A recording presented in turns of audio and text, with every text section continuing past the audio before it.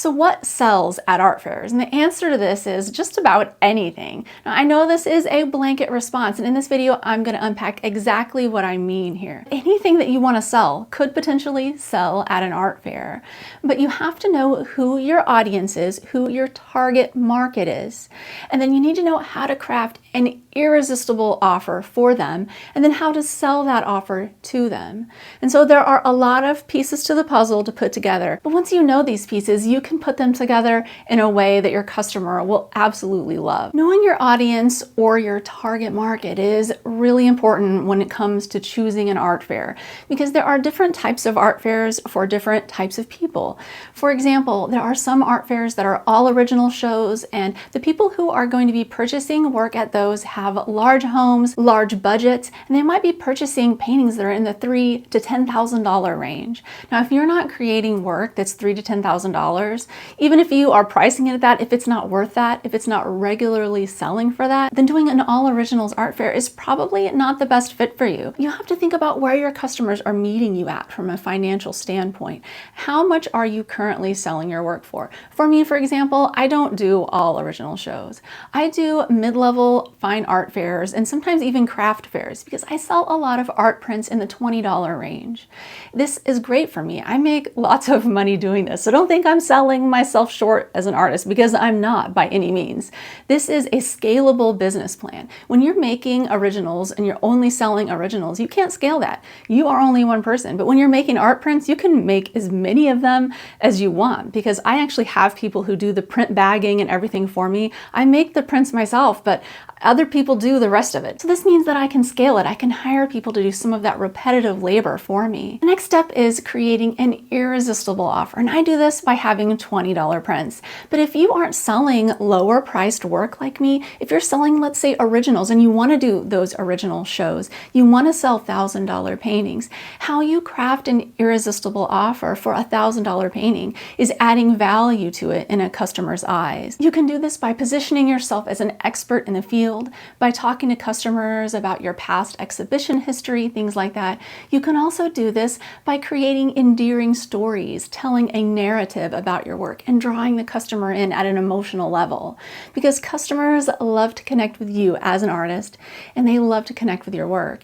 And along these lines, any artist can do that, no matter what level of money you're selling at. But I do think that if you're selling more expensive work, it needs to be justifiable to the customer. And now, if you're at a show where all the other work is very expensive, then that will help you to justify it. And that's why I love art fairs so much as a way to sell art, because it kind of primes the psychology of the buyer ahead of time when they've gone through a whole bunch of other booths and seen $5,000 paintings. To then see a $5,000 painting in your booth won't surprise them at all.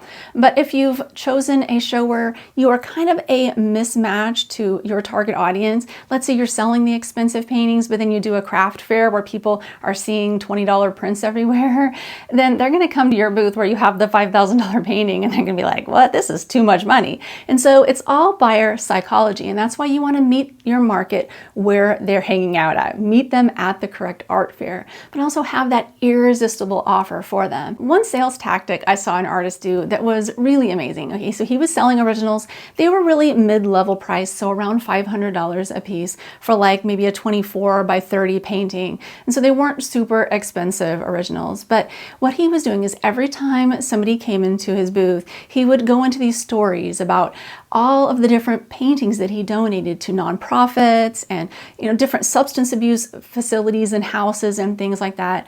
And people would really like this guy. It would be endearing, and they wanted to support him after hearing about all of this public good that he was doing throughout his life and his career. And he was older, and so it also showed that he'd been doing this for years. He would sell loads of paintings doing this. And so it's all about creating value in the eyes of the customer. For him, the value was that he was using his work to promote social good. And the customer saw that and they wanted to support that. They also liked the work as well because it was beautiful. And so you have to kind of think about where your customer is mentally in their buying journey and how you can create them this offer that would be so perfect for them. And so for him, that was how he created his offer. For me, I create my offer by making it the rock bottom price for something really awesome. And that's really because, like I said before, I sell my work to a lot of families with kids. And so I need to be able to make sure that it's affordable enough that the customer can buy a whole bunch of kids a separate artwork. Because kids, when you see them when they come in your booth, they all want their own artwork. They want to leave with it. They don't want to share one for a whole family full of kids. And a parent is not going to buy a kid an original painting. I mean, let's face it, they're not. But they'll buy them a $20 print. And if there's 4 kids, they'll buy them all a $20 print. And that means that I will make $80 by the time they walk out of my booth. And that's why finding your target market and making them an irresistible offer goes hand in hand. Because you have to know who you're going to be selling to, where they're at, so you can go to sell to them there, and then what they really want. And by doing this, you can sell just about anything at an art fair. Watch this video to learn how to set up a cheap art fair booth. All right, thank you so much for watching. See you next time.